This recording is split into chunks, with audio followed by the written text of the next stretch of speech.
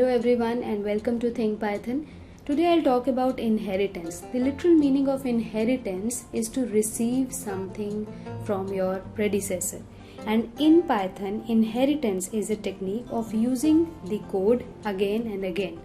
Let's say we have this rows class which I define here like this. Okay, and if we need to have the methods inside this rows class, which is a method called fragrance, then I can define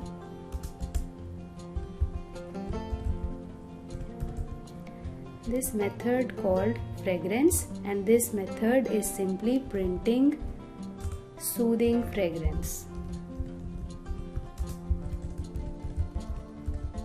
Alright, so this is how we define a class.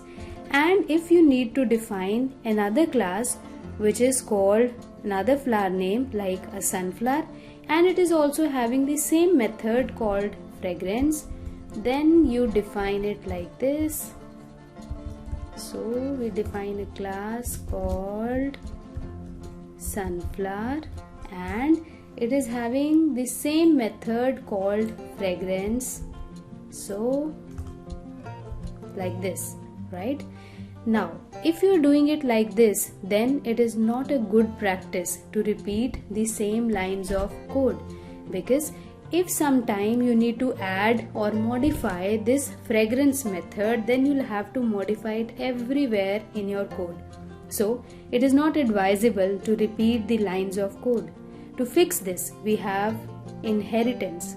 So just like the children inherit the qualities from parents, same way we can define a parent class and all other classes can inherit from this parent class. Okay, so what we can do here is, and also if any modification is required, then it is only done in the parent class and not everywhere. So here what I shall do is, I'll define a parent class for these classes called rose and sunflower. I'll define a parent class and let's call it flower.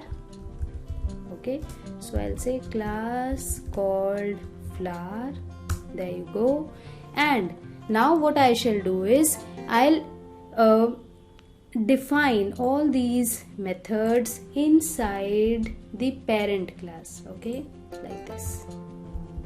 So this method is now defined inside the parent class. Let's delete it from this also, right? Now to inherit this method from the parent class right here to these children class, then what we have to do is, we simply have to add the round brackets, and inside the round bracket I need to add the name of the parent class from which I want to inherit the methods. So in this way, this rows class will inherit all the methods of the class called flower. Now here, though children inherit qualities from their parents, but they still have their own unique qualities. So every new class can also have its own method which is specific to that particular class, and you can define it in a usual manner. So for example, we have this class called rose. Though it will inherit all the methods of this class called flower because we have defined it here, you can always define its own specific methods. For example, I define a specific method called color, right? And inside this method I say print rose is red in color. So now this method called color is specific to this class called rose. Alright, and this class called sunflower, as of now I don't want to define anything inside this class. Always remember, if you cannot leave a class empty, if you have nothing for now, simply type pass.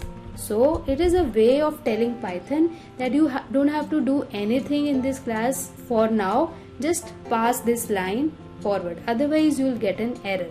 So now here our parent class is defined, our subclasses are defined, right? So here we need to adjust this spacing, and similarly here also we need to adjust the spacing. We need to leave 2 blank lines in between the 2 class definition. So now we have all the classes defined, and now let's check by defining the objects of these classes, right? So here I'll say, for example, I say rows 1. I define this as the object or the instance of this class called rows. Okay, so how do we define it? In this manner.